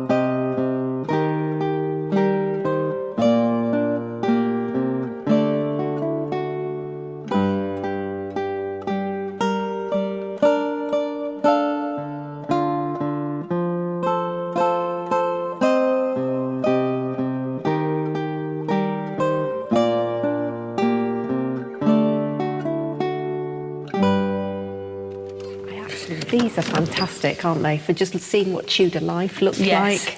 You could just sort of... See, when I last saw it, it was here. That's where Oh, interesting. So I don't know when it was last there, but that's where it was last The time. portrait? Yeah, the ring book portrait was on there. I don't think I've ever heard of it being there. Really? That's so exciting. Oh, yeah, definitely. Oh, they've shut the gates. Oh, they never shut the gates. Sorry, even I need a photo of this. I've never seen the... Oh. Really? So the gates they're literally dog gates. So fantastic. If you had dogs, the hunting dogs would stay downstairs, and the spaniels, your nice cuddly sit on the sofa with you dog, come up with you. So you couldn't put the gates at the bottom because they'd just jump over. So you have to put it halfway up so that they can't jump from the stairs over. It's too high. Yeah. Isn't that fantastic? Oh, I've never seen them. That's so exciting. I'm so glad you've got to see. Yes.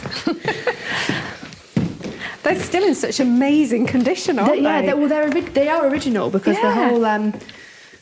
all of the stairway is pretty much, but the mechanism's not used very often, so to see it open's quite nice because obviously no one ever touches it. Yeah.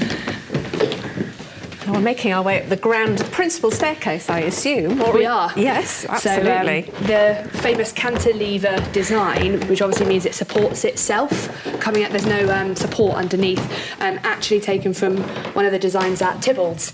So I think when Robert Cecil built it, he thought, I need a bit of my house back in here. So he brought the original design over to be used here. So the supports actually come out of the wall. I see, right, yeah.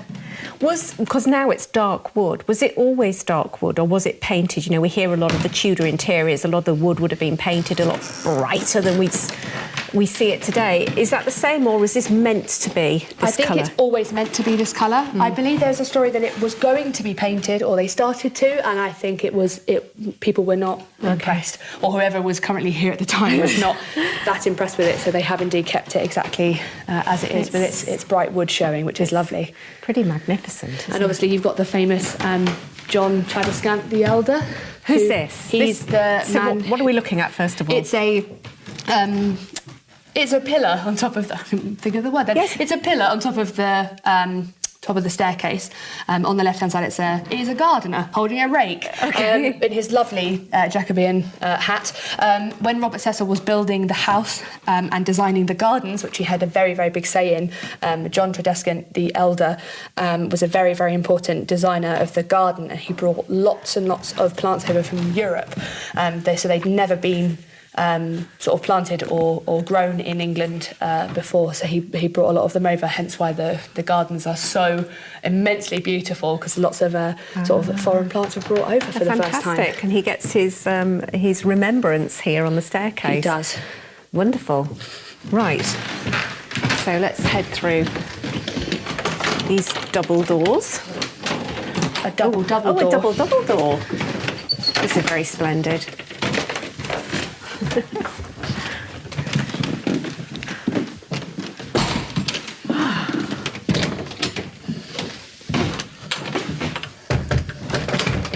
Aha, more wonderful portraits. There are over 65 paintings in this room, I believe, which is the most that you can see on show at any one time.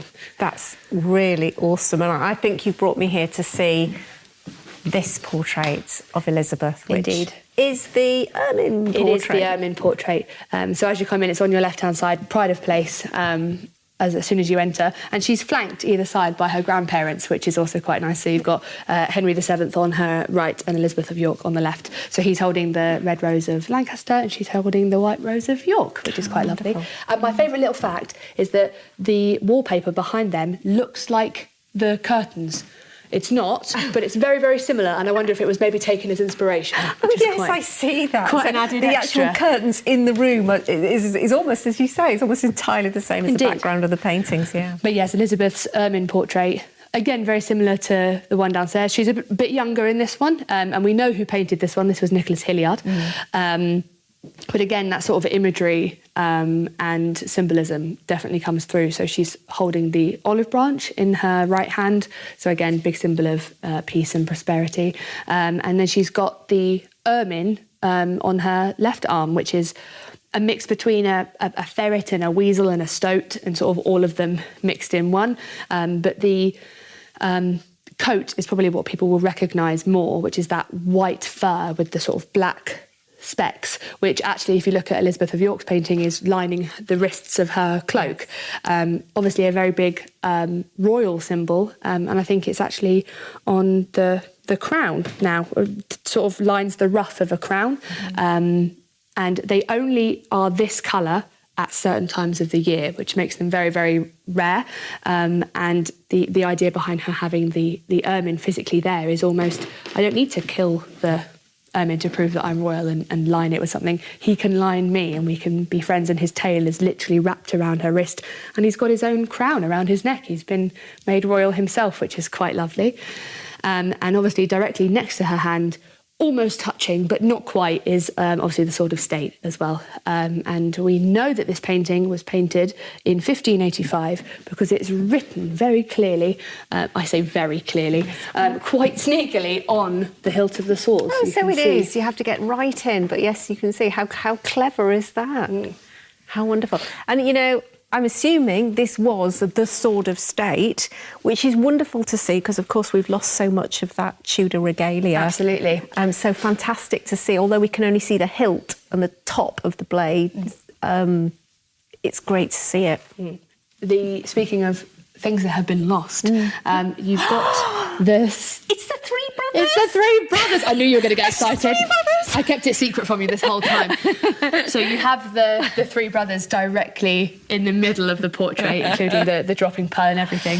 I love the Three Brothers. I've got I did write a blog about the Three Brothers. I got completely obsessed by named jewels for a period of time, and came across this particular jewel and then noticed how it was in 2 or 3 of Elizabeth's portraits. And maybe we should describe it. It's 3 square rubies that are posited in almost a triangular shape, and in the centre, I presume that's a black diamond, if I remember rightly. And then you've got pearls in between each of the ruby stones, and this big drop pearl. So it's got, like most named jewels, it's got such a fascinating history. And I have written a blog about this, so if you want all the details, it was a very popular blog at the time. Again, I'll include that in the description. But I believe it came from the continent, and it eventually was bought, I think, by Henry VIII, and therefore it came into the royal collection. And Elizabeth has it, as I mentioned, in 2 or 3 portraits. And actually, if you also see her monument in Westminster Abbey, she's wearing 3 brothers, although I do understand that chain was added quite recently when it was conserved, but whether it was originally there or not, I'm really not sure. But unfortunately, again, it was when the Stuarts came to the throne, I think James I really loved it, and I think you see him wearing it. He has it in a couple of paintings, I believe. Yeah, but then, of course, we hit the English Civil War and the crown falls in really hard times financially, and eventually I think he sells off a lot of the jewels. It's too sad. And it just disappears, and we don't know what happened to it. Indeed. I'm crying It's on so Georgina's sad. shoulder here. It is quite nice, though, to have it here in this portrait, sort of surrounded by other black diamonds and rubies and pearls, so it almost gets lost in it, does. which is quite subtle. I wonder if it's a nice sort of, I don't need to wear this to like protruding in front of me. It's a part of me and who I am.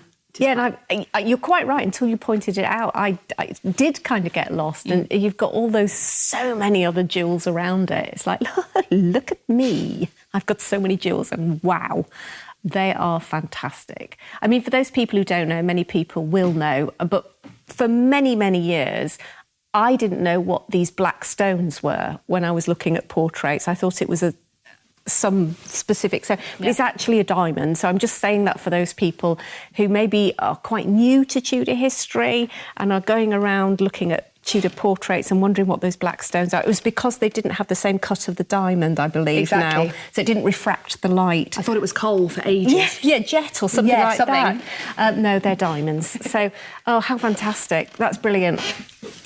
Wonderful. OK, is there anything else we need to see? Did you want to see the gloves? Of course I want to see the gloves. Just to say, this is completely non-Tudor related, but obviously, just while we're here, you can have a mini tour. Yeah. Obviously, sorry for the scaffolding for the filming and everything. You might remember the chase desk. So this desk behind this lovely chair is the most modern thing in the room. This was built in 2008. Oh, really? Yes. So it's done in marquetry, so the layering of wood on top of wood on top of wood. Yeah. It's made from all the trees that you can find at Cranbourne Manor down in Dorset, because that's where the current Marquess of Salisbury would have been before he became Marquess of Salisbury. Okay. So he would have been Lord Cranbourne first. Right. So he had this desk made with all the wood from It's depicting a Jacobean hunting scene with real members of his family dressed in Jacobean dress. Hilarious. It's a boar hunt. So if you look at they've altered the mirror. Oh, you can't see. But, hang on. If I tilt this, you can actually see the boar at the back. Yeah. That's the pagoda at Cranbourne. Right. And you've got Cranbourne Manor down the front. So it's just a nice... How lovely. I always love saying, what's the oldest thing in the room? And they go, it's the desk. I'm like, it's really not. It's 2008, my love. That's completely... Oh, they've taken bits of the chandelier down. Woo! This is very exciting. Yes. Oh, that's Catherine. Oh, it's taking me ages. It's so high up, I can never see who it is. Oh, my goodness. So we've just come into Long Gallery, and that ceiling is the first thing that just jumps out at you. Please tell us about this room. So originally it would have been slightly shorter, so these pillars that we've just walked through would have actually blocked off the two sort of antechambers at the end, and eventually it was opened up to create an even longer Long Gallery. Would have been used, as any Long Gallery, for walking and promenading and... Oh, how lovely. Enjoying your days. Also would have been used to hold maybe a dinner or a party or two. I think there is one account of somebody saying that it had a good floor for a galliard because it's slightly sprung and therefore it's quite nice to dance on. Oh, how lovely. This was the room I was discussing that was similar to the old palace earlier, where you've got windows that look out onto the marble hall below. Yes. So this is what we call the North Gallery. I can see the squints there, yeah. And these have doors on either side. They're quite subtle, you might have to give a good look. There's definitely a door handle on your right hand side, you can very clearly see. And these entire walls come off to close off this gallery, so it would have been used as a sort of servant hub on the other side while something was going on in the Long Gallery itself. I see. Originally the ceiling would have been white, and therefore, if I may say so, slightly boring. However, you've obviously got the crests of the family adorning around the light fixtures and things. However, when Queen Victoria visited in 1848, very big deal, everybody was very, very excited, and the Earl at the time decided that he needed to make a massive gesture. There's something that Victoria was definitely going to remember, and she'd just been and visited quite a lot of places in Italy and other places in Europe who had a lot of gold ceilings, and he decided, I can do that. So you've got 9-carat gold leaf adorning the whole of the ceiling, which would have cost at the time £1,500, and now I can't even imagine how many zeros have been added to that number. Oh, well, I prefer the bling. But that's just... It's lovely. When the sun hits it just right, it's glorious. Oh, beautiful. And at the other end of this gallery... You have artefacts. Indeed. What are we looking at? So we're looking at a lovely hat, a purse, some stockings and a pair of gloves, which basically date back at various times, and we've sort of collected them over the years, which is quite nice. What's most likely to have been Elizabeth's, if any, is the gloves. Okay. And I think most people assume that and definitely recognise the long fingers, as she was known to have very lovely, long, slender fingers. But yes, apparently it was left at Shadwell Lodge when she went to visit in 1578. Oh, in Norwich. Oh, we've just come from there. There you go. So how they ended up here, I'm not quite sure, but maybe somebody, delivered them thinking that they would get back to her, and they've just somehow been lost in a wardrobe. But here they are. We do also have a pair of stockings, but they are more likely 18th century. Right. Same with the hat, which is actually made of straw. It does look like it's almost embroidered or sort of created from a lovely sort of silk material, but it is indeed straw, just woven unbelievably well. But again, sort of similar time to the stockings, about 18th century. Wow, wonderful. That's fantastic. Well, will we be able to get a picture perhaps of the glove that we might include? Do you have those? Of course, yes. I've got one of the whole cabinet, so you can see everything. That would be useful. Because where it's positioned, the light's not the best, but we can we do have a gorgeous image of it for you. Yeah, that would be great. Thank you so much. Wow. So does this bring us to the end of our tour today? I think so. Definitely everything Elizabeth related has definitely come to an end, but you can tell that she's definitely had some influence in here, which is quite nice. So she's still a part of the house, even though she never lived here herself. Yeah, she endures and lingers, which is lovely, because obviously it was a Stuart family who kind of, this is a Stuart, a Jacobean house, but clearly the Cecil family had those ties to Elizabeth and didn't want to forget them. She's a part of their origins, and I think they've never forgotten that. Because she's the one who gave them the original sort of position. And then even though James made them earls and then later on King George made them marquesses, it's a nice... Don't forget where you came from, which was Elizabeth making William Cecil her right minister, and that sort of started this whole journey for them. So started it off, absolutely. Well, thank you so much, Georgina, for being our guide today. What fun. You're very welcome. We've had a blast. But before we go, as tradition, it'd be lovely to find out about how people can find out more. Are you open all year round? Anything else you want to tell us about events that might be coming up later in the year or even next year, because people do, of course, plan ahead? So unfortunately the house isn't open the whole year, but the park, we have now tried to do as many things as we can that span pretty much February to November, and even going into Christmas. So the house is most likely open from through the months of June, July, August, and sometimes into September, and that's Thursdays to Sundays. The gardens themselves are open from around about Easter to the end of September, and they're open Wednesdays to Sundays. And the East Garden specifically, which is the private side family garden on the East Wing, is only open on Wednesdays. So if you do like your horticultural aspects, definitely come on a Wednesday to see both gardens. The Old Palace is open for tours occasionally, only because it's now used as a venue. And for all of the information about when we're open, when you can find tours, the website is obviously the best place to go. I'm assuming Sarah will link it, but it's www.hatfieldpark.co.uk, nice and simple. And again, there's emails on there, there's a telephone number that comes through to me and my team. So it's obviously any questions that you've got, anything you want to know, just let us know, because we're happy to help.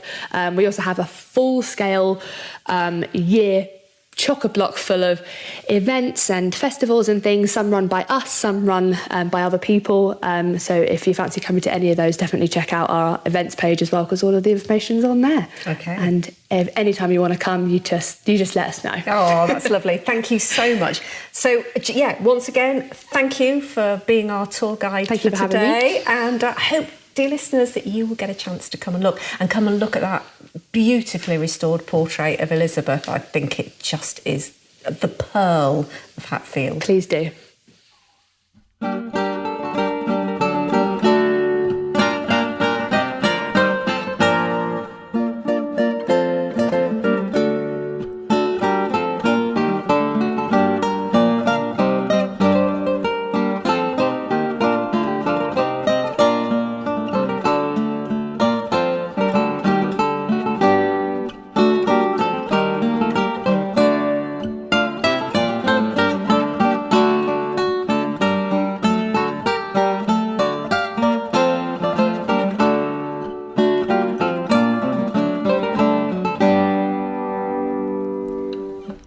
Well, my friends, I hope you enjoyed this episode as much as I enjoyed exploring Hatfield and recording it for you. Of course, my massive thanks go to Georgina, who was such an incredibly knowledgeable and enthusiastic guide for the day. Thank you, Georgina. It was a pleasure to spend time with you at Hatfield. And as you probably heard, the memories of Hatfield have lingered with me, particularly standing under the oak tree where Elizabeth heard of her accession. I do urge you to visit the house. It's so beautiful and full of treasures. And that particular spot, for Tudor lovers like you and I, is really, really very, very special. Well, that's it. We're done for another episode. I will be back next month. This time we're heading further north into Derbyshire to another, I say Tudor treasure, medieval and Tudor treasure, Haddon Hall. Again, another place much beloved by time travellers like you and I can't wait to show you around. So until then, my friends, have a wonderful month. I hope you have some adventures in time here in the UK as we are now creeping into the high summer season. Okay, well, until next time.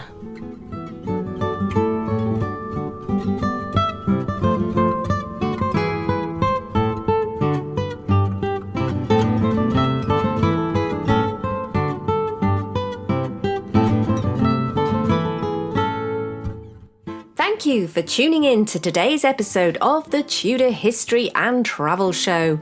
If you've loved the show, please take a moment to subscribe, like and rate this podcast so that we can spread the Tudor love. Until next time, my friends, all that remains for me to say is happy time travelling.